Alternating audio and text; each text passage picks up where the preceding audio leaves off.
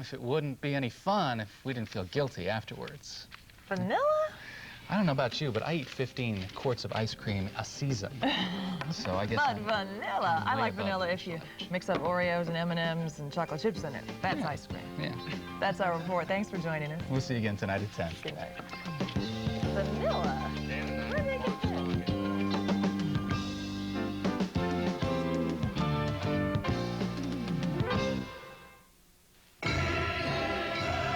-3.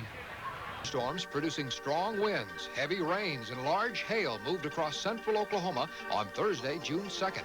As always, 5 Alive News worked closely with the National Weather Service to give you up-to-the-minute accurate information on the storm systems in your area.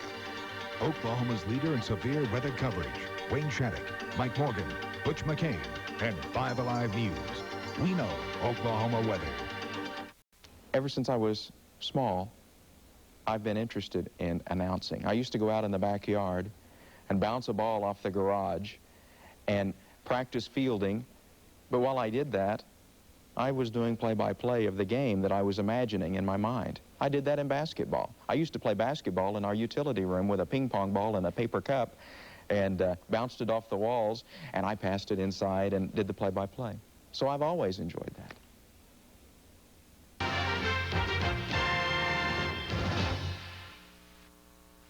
Isn't it cool, baby? Isn't it cool to drink cherry 7?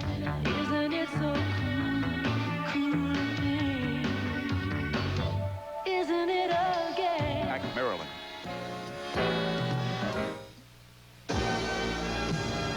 Behind every single flight one of these makes stand the 60,000 professionals of United Airlines, rededicated to giving you the service you deserve.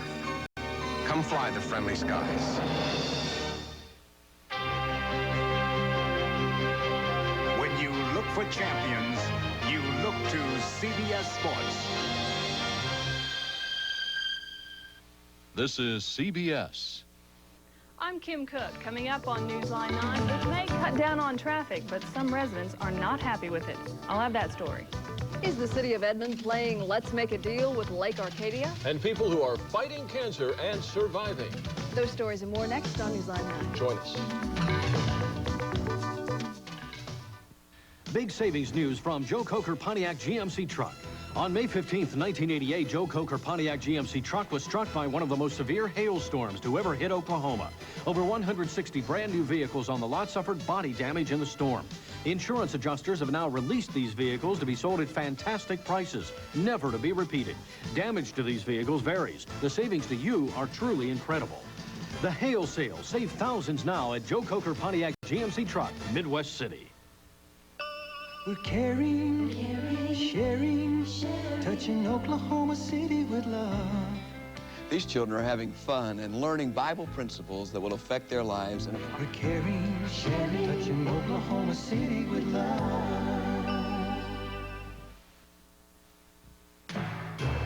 KWTV 9, the spirit of Oklahoma.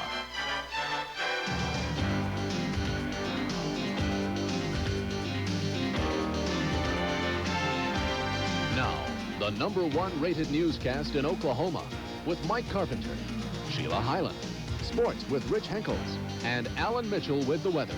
This is Newsline 9 Weekend Edition. Good evening. The price of progress may be too high for some residents of Oklahoma City. Traffic improvements will soon be underway in the neighborhoods of Heritage Hills East, and Mesta Park. But some of those improvements will mean traffic barriers in one neighborhood. And as Newsline 9's Kim Cook explains from our newsroom, it is a project some residents don't welcome. Kim? Mike, a few residents in Heritage Hills East say they don't want the barriers in their neighborhood, but they say their opinions are being blocked. John McCandless says when the plan to build the diverters first came up in '86, he was never informed. He says even now the association isn't being open to opposition. The organization has been very selective in taking only those people that agree with them on the ideas.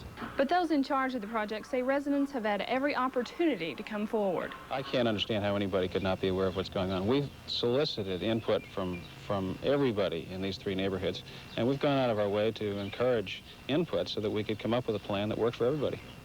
The diverters will go up sometime this summer. They will siphon down traffic where Broadway intersects 19th, 20th, and 21st Streets. Wiggins says the whole point of the barriers is to cut down on the cars in the area, make it safer, more like a neighborhood. But residents like John McCandless say because the barriers are near their homes, they don't feel they've been treated very neighborly. Sheila? Thank you, Kim. Edmond City Council is debating several options they have in hopes of keeping Lake Arcadia open. The Corps of Engineers has ordered Edmond to sign an agreement to pay for what the Corps has built, or else they will close the lake July 1st. The Corps has billed Edmond for $9 million, but city leaders say they aren't going to pay for a 250% cost overrun. Officials say they don't want to lose the parks either. That's not to say that we won't come up with some sort of an offer to make to the Corps of Engineers that may, in some way, stave off the proposed action that they're going to take so the public can continue to use those parks. Spiegel says the city may try to compromise with the Corps. He says City Council has even thought about a bond issue for the people to vote on. Whatever it takes, Spiegel says Edmond would like to keep the lake without the extra cost. City Council meets tomorrow to discuss its options. The contract between Firestone and the United Rubber Workers Union has been ratified. Union workers in Oklahoma City voted against the contract, but rubber workers in other parts of the country have approved it. Today, Akron, Ohio became the 4th local to approve it, thus assuring ratification. Although Oklahoma City workers voted no, they will have to abide by the national vote. And we'll be back right after this. Stay with us. We bank, shop, and live here. We're Sight and Sound, and we absolutely guarantee you the lowest prices on top name brand appliances and electronics. This Whirlpool side-by-side refrigerator with ice and water in the door and adjustable glass shelves, this week only How's the burger, Bob? New money for schools in the past 5 years than any other state in the nation. According to the Department of Education, the state revenue for Oklahoma schools has increased 2% since 1982. That compares to a national average of 41%. Regionally, Texas increased education funding 39% in the past 5 years, Missouri 41%, and Arkansas 54%. What do these statistics mean for education in Oklahoma? Oklahoma Education Association President Kyle Dahlem joins us to talk more about that. And Kyle, what do these statistics not only mean for Oklahoma, but what do they say about our state education system? Well, quite frankly, Sheila, they are alarming statistics that seem to project a very negative image about Oklahoma, a perception that education in Oklahoma is not of the caliber that is necessary to meet the needs of students who must be productive citizens in the 21st century. Well, Kyle, we see legislators spending a lot of money on prisons, for instance. Do they have their priorities in the right place? With education, what we see actually is not very much in the sense that when we make an investment in education, it's a long-term investment. With prisons, we see a very immediate need. We have something that's got to be done at this moment. Quite frankly, if the investment is not made in education in a very short time, we're going to reap just tragic problems because the money hasn't been put there at the time when the child is there. All right, Kyle Dahlem, thank you so much for joining us. And we'll be back with weather in a moment. Don't go away. Mathis Brothers really is Mathis Brothers, 3434 West Reno. When you get a sudden death playoff is a wasted. So here's Alan. All right. And the weather sure isn't wasting, though, is it? It has just been great today. Tomorrow looks good as well. We'll check it right now. Here in the city at 5:30, temperature 79 degrees. Humidity's dry at 34%. Winds have been light pretty much most of the day. Right now, out of the east at 8 miles an hour, and the pressure's falling from 30.06 inches. We'll check the numbers real fast. Record high for this date, 99. Record low is 48. We were 59 this morning. The highest I've seen so far this afternoon, 81 degrees. Now, around the state of this hour, most everyone right around that 80-degree mark, except for Altus, a little bit warmer, 85 there, and in the eastern part of the state, McAllister coming in now with 82. Sallisaw still a little warm there, about 84. Here's the satellite photo just taken, and we got a little weak upper level disturbance out here around Amarillo, and it'll be moving northeastward, so there may be just a very slight chance of seeing a shower or a thunderstorm across maybe extreme northwestern Oklahoma, maybe perhaps the Panhandle, but it doesn't look too significant right now. However, they are having severe weather up around Denver. 20 miles north of Denver in the town of Erie reported a tornado on the ground just a few minutes ago. Here's the 5-day forecast for tomorrow. 90 degrees in Denver, 91 in Albuquerque. Phoenix still hot, 104 there. Look at Billings, 98 degrees tomorrow. A little bit of rain up in the northwest, but just kind of a little bit. And down in the southeast, though, if you're headed down there, it looks like quite a bit of rain. New Orleans tomorrow, 87 degrees. Atlanta will be nice, though, about 84. Then up there in the northeast, sunshine, 82 coming in there from New York City. Now then, here's the 5-day forecast for the metro area. About 60 degrees in the morning. Another sunny, fine day tomorrow, high right around 84. Tuesday looks good, too. And right now, it looks like just kind of a gradual warm-up. We may even be close to 90 degrees there on Wednesday. And I may be a little optimistic, but no rain for the next 5 days. Here's the forecast across the state for tonight. Just clear and mild, light southeast winds. Lows will be generally in the 50s. And tomorrow, sunny and warm around Oklahoma. Southeast winds 10 to 15. Highs close to 90 degrees there in the southwest around Altus, to 82 up around Miami and Oklahoma City, the metro area. Just mild tonight and sunshine tomorrow, and probably be wonderful as well. And it's just everything is great all week can't long. complain about that, can you? Not at all. Thanks, Alan. Rich Henkels is next with sports. Stay with us.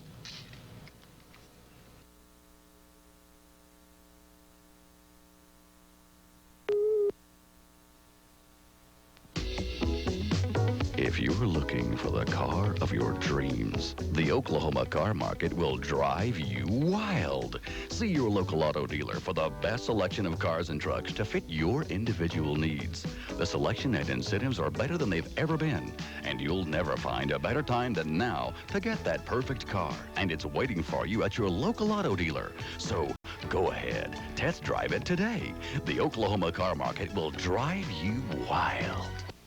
There's a party going on. Tell us about it. It's happening right here with Pat Sajak and Vanna White. Now that's a great combination. So join in the celebration and watch the wheels spin for incredible prizes and big, big money. Now that's good. That's very good. I love it when he talks like that. Get together with your friends for fun and excitement, because the hottest party happens right here every day.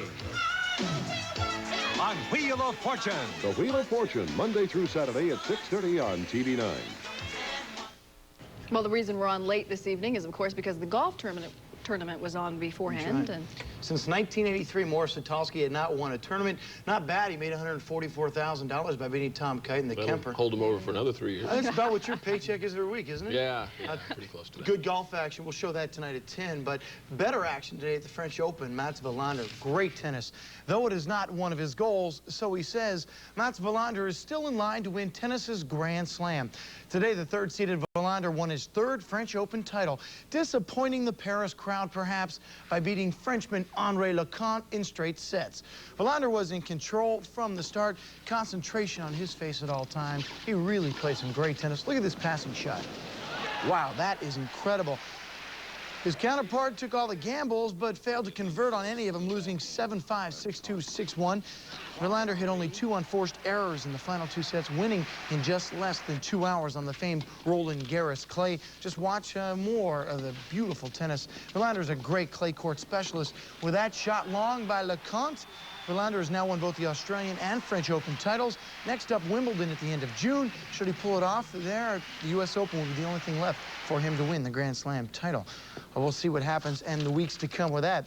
Oklahoma City 89ers lost a heartbreaker, and I do mean heartbreaker, last night. Final score was 4-3. They lost in Nashville in 11 innings. Tonight, they hope to even the score. Game time is 7:35. That one also in Nashville. Last night, the Texas Rangers fell to a 6-run ninth inning by the White Sox. Today, it was started off badly. Greg Walker makes it 3-0 for the Sox. Then it was 4-0, and then Pete Incaviglia helps Texas get close. That is a mammoth home run to left field, upper deck material. 4-3 Texas trails. They go into the ninth, and they actually get close, but they lost this game, well, in the sun. Ruben Sierra with a big-time error there. Final count, 5-4, Texas falls to Chicago. New York scores 9 runs in the top of the first inning to down Baltimore 9-2. The Orioles still having their troubles. Toronto 12-4 over Boston, no problem there. Swindell loses to Detroit 6-2. Cleveland falls. Minnesota 4-3 over Oakland. That's going to be a battle down to the wire, I think, in that league. Seattle 3-7. They fall to Kansas City. Can't read my own scoreboard here. And in the 10th inning, it's 5-5 California and Milwaukee. Mets and the Cubs, they snuck into the 4th inning at Shea Stadium scoreless. Then in the 5th, the Mets broke it loose. Gary Carter makes it 4-0 at that point with a single.